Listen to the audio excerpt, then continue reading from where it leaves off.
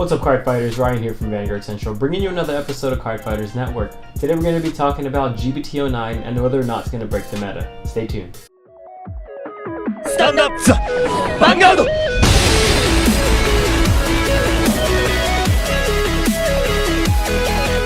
So we got some pretty insane cards from the next set. I think it's going to be pretty insane that it's going to change the meta a little bit. Here goes it. We have Conquering Supreme Dragon, Dragonic Vanquisher, VMAX, Storming of Lament, Wailing Tavis, Holy Seraph Altiel. We got True Revenger, Raging Wrapped Dragon, Drag Driver Luard. We got True Eradicator, Dragonic Ascendant Zillion, Great Hero Rising Supernova, and Blue Storm Return Dragon Disaster Maelstrom. So I'm just going to go ahead and break down each card a little bit and throw down your opinion down below in the comments. Let me know what you guys think about each card and whether or not you think it's going to change the meta at all. So first up is VMAX. VMAX is, I think, a pretty scary card. I mean, I'm not like a Narukami master or anything, but I do know the deck. And I just think it's pretty doable, you know, for such a high cost. You know, Thunderstrike 5, it's pretty crazy. If you guys don't already know the skill, here goes it. It's Thunderstrike 5, G-Break 3. At the end of the battle that this unit attacked the Vanguard, if your opponent has no rear guards, you may counterblast 2. If you do, choose one of your opponent's Vanguards and deal 1 damage. And there's no damage restriction, so they don't have to be like at 4 or less or anything like that. If they're at 5 damage and they have no rear guards, you can literally win the game right there. That's pretty insane, unless they heal, because this is Vanguard. Second skill is when this unit attacks a Vanguard, choose one of your opponent's rear guard for each face-up Vanquisher you have in your G zone, and this unit battles the Vanguard and the units chosen on the rear guard circle in 1 attack. So basically, if you have 3 face-up, you can attack 3 rear guards and the Vanguard, which is pretty insane. So if you end up somehow flipping, you know, all 4 of your original Vanquishers voltage, and then you swing in with the kill for VMAX. I mean, granted, that's like super late game, but holy poop! That's a insta kill. That's a field wipe, and you for sure, if you can pay the cost for that counterblast too, it's pretty insane. I think this deck's going to be really effective in almost any Narukami deck. No, just kidding. That's a lie.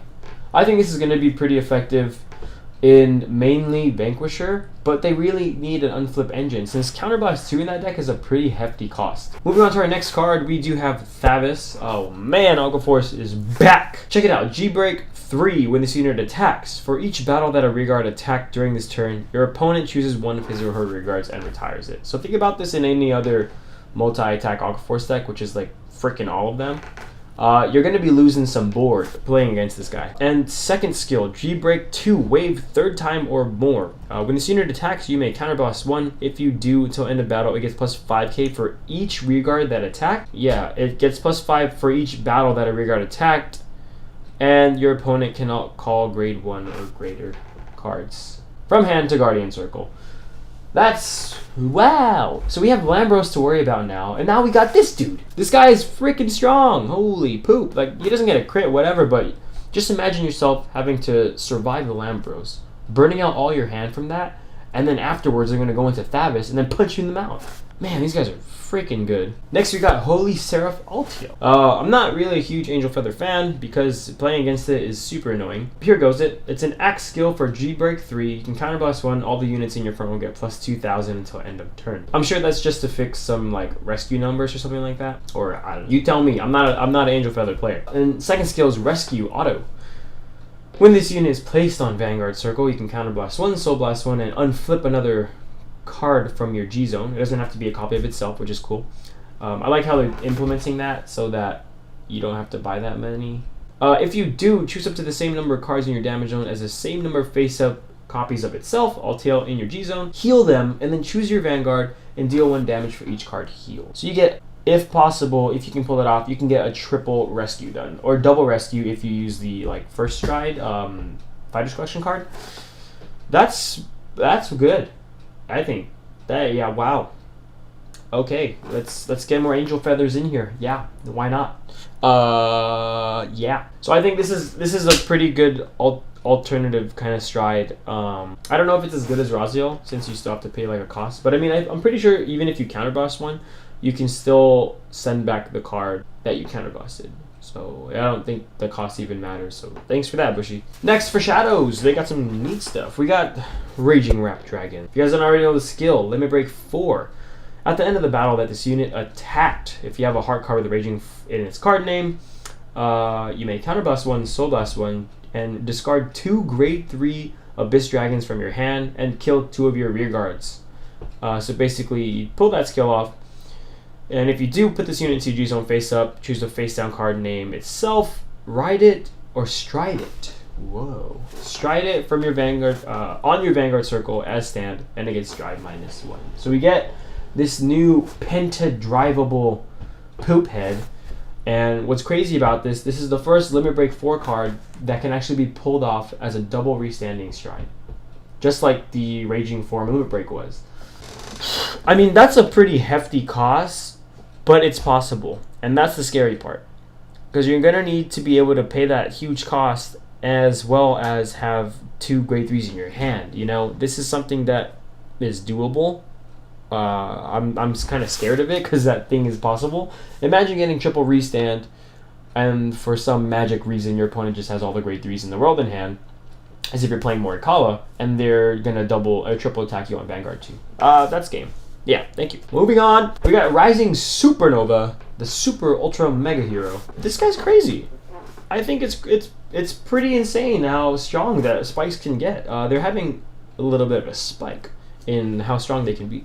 So this skill, let's check it out. When this unit attacks a Vanguard, you may pay the cost. If you do, choose up to the same number of rear guards. The cost is to unflip any card in your G-Zone. I forgot to mention that.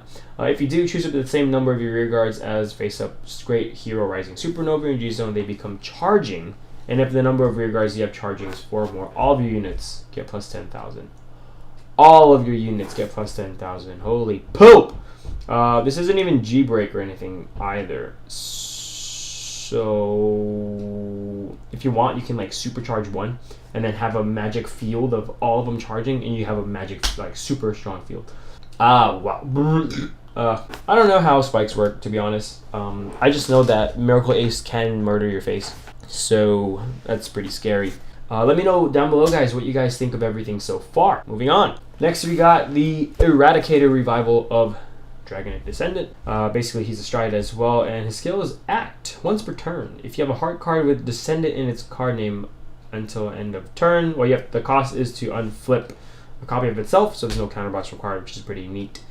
It gets a skill. At the end of the battle, this unit attacked a Vanguard. If the attack did not hit, you may counterblast 1, soul blast 2, and discard 3 cards. And if you do, stand it, and it gets stride -1. So basically, it's like a repeat of the original, but instead of getting an additional crit, it loses a drive check, which is still pretty scary because it's a stride.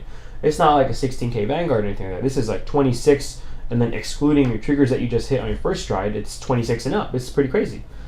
I don't think it's super amazing because this is entirely late game, and the thing about it is that I don't know, you can just no guard it. It's vanilla at the beginning. So if you're able to take it, and the card's dead. I don't know. That's just me, but do you want to take that many Vanguard attacks? I don't know. So that's pretty much it for today's episode, guys. Just wanted to break down a few cards. I think I missed like Maelstrom and Luard. I just thought that they weren't super crazy good. I feel like Maelstrom might be good just because it's going to help you with that whole break ride play. But I just think Tavis all around is just going to be, it's just so good. Blue Waves are still kind of up there just from the last Climb Booster support. But that Tavis stride, man, it's pretty insane. Blue Waves, Tavis, Blue Storm, I feel like they're just all really good. Blue Storm being the weakest out of the 3. And then Tavis and Blue Wave are kind of just like this, at least to me. But let me know down below, guys, what you guys think of set 9. Do you think it's going to change the meta pretty crazy? I think it might, just because there are some insanely strong cards that are coming out. But that's just me. So like I always say, guys, like our videos, comment down below if you have any questions, and subscribe for more content. Vanguard Central, out.